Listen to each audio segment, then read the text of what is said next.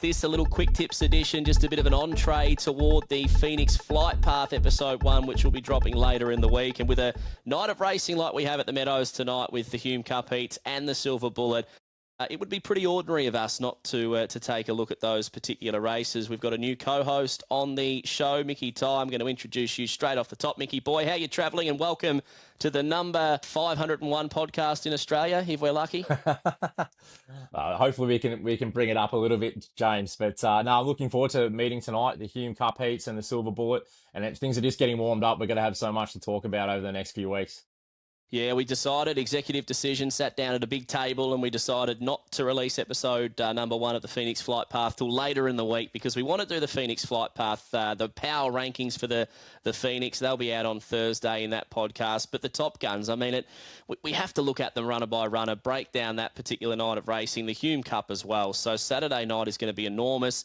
And as well, we're going to have some new segments on the Phoenix Flight Path as we count down to the great race, December 13. One of those will be either Mickey's or Jimmy's mailbag, where you can send in any question that you have related to racing, maybe not to racing. Who knows where we'll end up on this podcast, but that'll be a fun news segment as well that we can hopefully chime into, mate. Do you have a tip in the Melbourne Cup, by the way, for the horses tomorrow before we kick off quick tips? We will be doing quick tips every week as well as part of the podcast, a separate podcast, and the quick tips shows will never go this long, but we are just kicking off a bit of an intro. Well, as we're recording this, it's teaming down rain. So I've got a mate of mine who has got a part share in Valiant King, and I think it needs it wet. So I'll be having something on it, and River of Stars as well with the lightweight down the bottom, Waller Factor, and also as a Mudlark apparently. So they're probably the two I'll be going with at the moment. Yeah, Valiant King's got no weight on the back either, has it?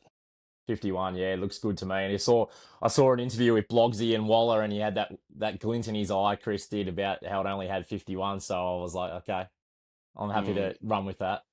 Yeah, well, I get sucked into these horses that have travelled from overseas year in, year out. One Smooth Operator, I reckon, is the one for me. I think might even be racing here now, but went good in the Gold Cup. It's probably not the strongest lead-up race, but... I promised myself no more Melbourne Cup after Knight's Choice crossed the line last year. I was like, that's it. I'm done. Here we are 364 days later, and I'm like chiming into 2-3 runners. You know, they don't learn my lesson.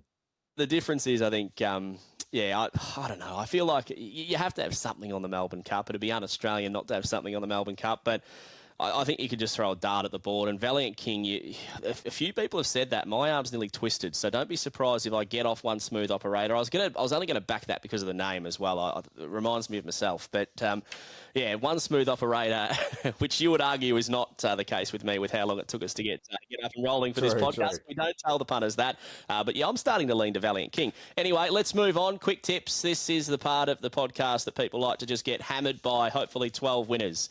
Not sure if that was the best way to put it, but they want 12 winners effectively. Mickey, we'll start with race 1 at the Meadows, the home of the Phoenix, mix 6 and 7. I am super, super keen on number 1, Whispered, so much so she is the best bet of the night for me. This is quick tips. Wow. We don't want too much from you. Jeez. We just want a winner and a reason why. I'm already probably against you. They're just Whispered. I just don't trust her enough for just at short odds to perform. I'm going with Black Raider, number 6. Peter Akithiotis, these dogs are improving. When these dogs first started out, I sort of wondered if they'd ever win races, but they keep on improving at $13, $14 on the fixed odds. I just think he's sort of well drawn out wide without much speed around, and I'm happy to look for some value here. Race 2, I'm with 1 Kenya Ultimate, lit the Meadows up last start. The only thing was on the receiving end of a clean run from number 3 White Crest. This time they've drawn the other way around, but I think off the red, if she can step lead, she probably wins the race. Well, we disagreed on race 1, but this one I'm with you almost verbatim there, James. I also like Kenya Ultimate. Shimmer Seal can just push off the track slightly.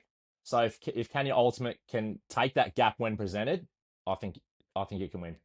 Race 3, Timmy Zoo for me, heat 1 of the Hume Cup, drawn beautifully, just a winning machine. He loves the Meadows. He's won Group 1s there. So, yeah, I think he'll be too classy over 600. He'll land a bit closer to the speed, and he's drawn a very winnable heat, very gettable. The only danger I thought was accredited from the outside. Well, I also like Upset Sunset. I'm potting Tim Zoo a little bit here. Really? I am annoyed. Yeah, I'm annoyed it's got the red, and I'm annoyed it's got one of the weaker heats because I was dead against it. But now I'm very nervous about him. But I think Upset Sunset and Accredited are the two for mine. Just got to make sure they cross cleanly, and I reckon they can if they avoid Paul Lulu. That's my only worry. And that brings Tim Zoo into the race again a little bit. But just at the price, I've got no interest on being on Tim Zoo. So I'm going with number 7, Upset Sunset. And see what you're going to bring to the podcast, Mickey Boy, and I love it already. Race number 4, I like Valenzuela. The last start win I thought was strong, and being a dog that's gone 34.20s at the Meadows can be a little bit hard to follow. Ethanol Secret's got the gun draw, but I'm just leaning to the path of Valenzuela. I think there's not a heap of speed in the race either. Copper Rush is the issue for me with Valenzuela. He's got a very high pest factor, that dog, and I just thought there's a chance it could drive Valenzuela mad. So I kept coming back to Ethanol Secret. In a race, I wasn't that keen on Ethanol Secret. When he draws wide, he kind of looks like he wants the rails. When he draws the rails, he kind of looks like he wants off. But I just kept coming back to him. So number 1, Ethanol Secret. Okay, race 5, heat 3 of the Hume Cup. I actually had a bet years ago. I think it was one of the Destiny dogs, Destiny 5 I reckon it might have been in a Hume Cup before the heats had begun. I can't remember if he won the series. I reckon he might have run a place in the final, but I had an all-in play before the markets, before the races started, and it was about 50 or 60 to 1 before he went on a bit of a string of running in good races and running well. But it's always a series where I reckon there's a little bit of value before the start. I'm with Urana Xavier, race 5, number 4. I think Summer Quinn's the obvious threat, but Urana Xavier, even though he ran 7th, I think it was in a Cranbourne Cup heat 3 starts ago, sectional data was screaming out 600, and he backed it up the week later with a 5.95 win at Sandown Park. This is my best of the night, James. I'm with you. Urana Xavier. I'm very keen. And it's a race where I'm betting to the conditions. Summer Quinn was sensational last Wednesday night. Couldn't falter at all. Just if the track's heavy and it's raining, neither here nor there on her. And Urana Xavier's got that big bounding action, 38-kilo dog. If he's within striking distance at the winning post the first time around, I just think the back half of his race, he'll just be thundering home and winning.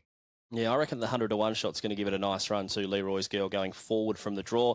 Race 6, I actually haven't checked the markets this morning to see what price, but I'm with, in the Watchdog form guide, the second outsider of the field. And that's Key Philosophy, number 4. I reckon Paul Gordy, number 3, comes out, carves left, takes care of the 1 and 2, getting to the rail early, and Key Philosophy gets first fly to the front. Now, whether or not this greyhound's quick enough to win over 600 metres in a Group 1 heat, that's questionable. But if you're going to get a double-figure price, you can have something each way. I think Key Philosophy's worth a small play. Has gone well at Ballarat at the 545. Yep, I couldn't fault that logic at all, James, because it's a race where I was keen on Turn the Tide, and I'm gutted she scratched because she was just rock hard, race fit, ready to go.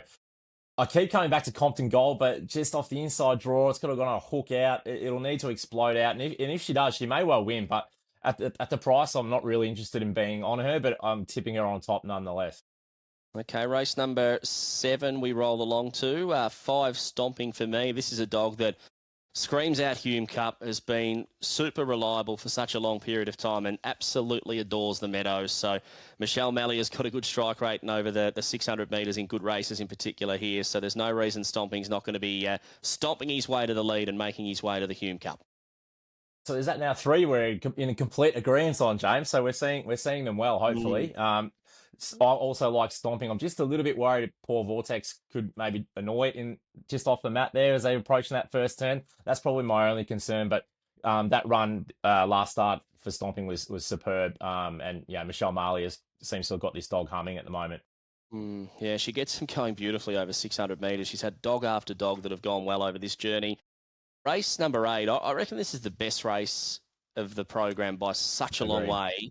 Yeah, you feel for those who have had a crack at the Hume Cup and come up with this heat, because the 6 winners go through and the 2 fastest second place getters. I know it's quick tips. I'm going to go through the field. Nigel DeVere, Jungle Johnny, Measurement Poor Ike, Ascender Static, Zigzag Man, Vincent Bale, and we don't mention Cuthbert Binns, just a little bit outclassed. That's the low in that race, but it is ridiculous. I mean, I'm leaning to Jungle Johnny, but Poor Ike is absolutely humming. We reckon he set the quickest last 100 metres in a heat of the Cranbourne Cup. It was 5:72 or something he ran, which is just off the charts. He's flying. Nigel DeVere's flying.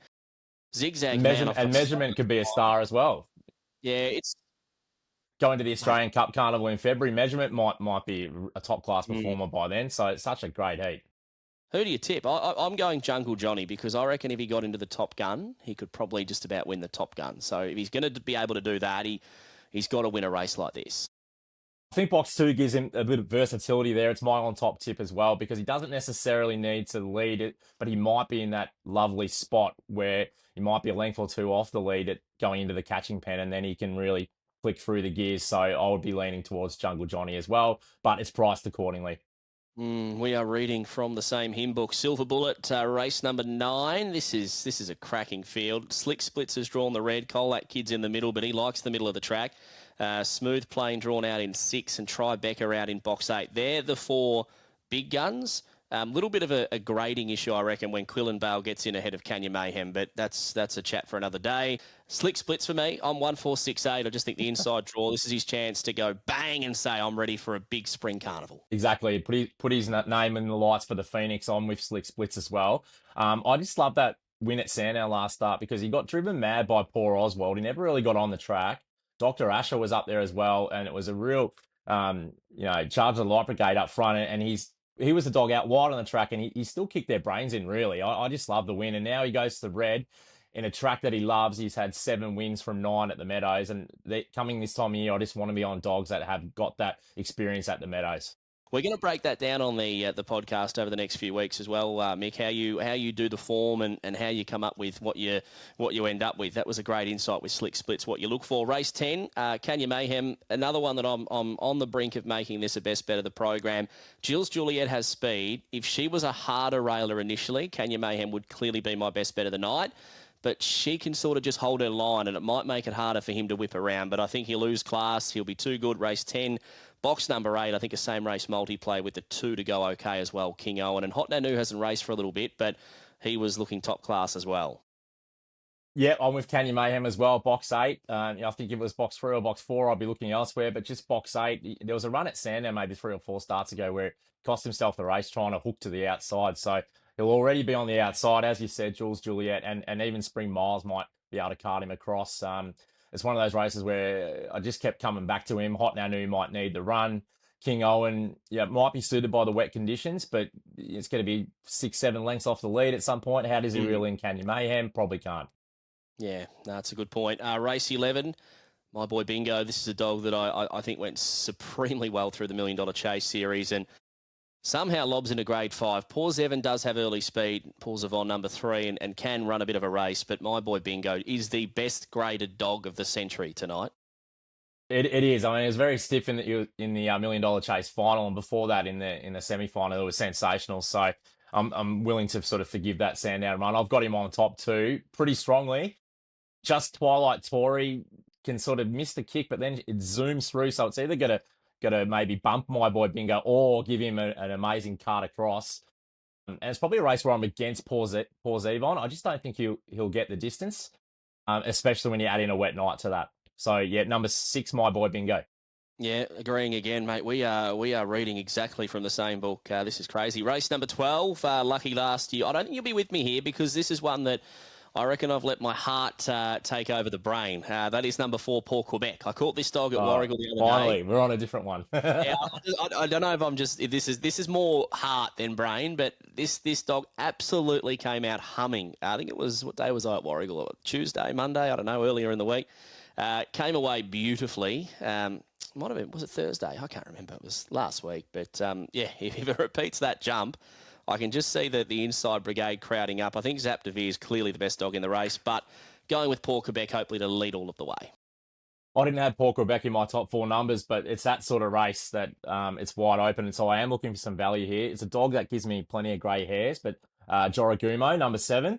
Just a bit shocked to see his price this morning, well into double-figure odds, well drawn out wide. It's just, if you get better in the run, this would be like a perfect dog to do so. If he gets to the outside in clear space, he can roar home. Just at the price, I'm happy to be on. In a race I wasn't overly enthused on, but number 7, Joragumo. Beautiful, mate. Love your work. That wraps up our first little episode. As I said earlier, the main episodes for the Phoenix Flight Path, episode 01, will be kicking off this week. We're recording Thursday, so keep an eye out for that. For the Top Gun previews and everything's Phoenix related, I can't wait to release my power rankings. It's going to be exciting stuff. Thanks for this little quick tip edition, Mickey Boy. Thanks, Jimmy. Looking forward to it. Episode 1, mate.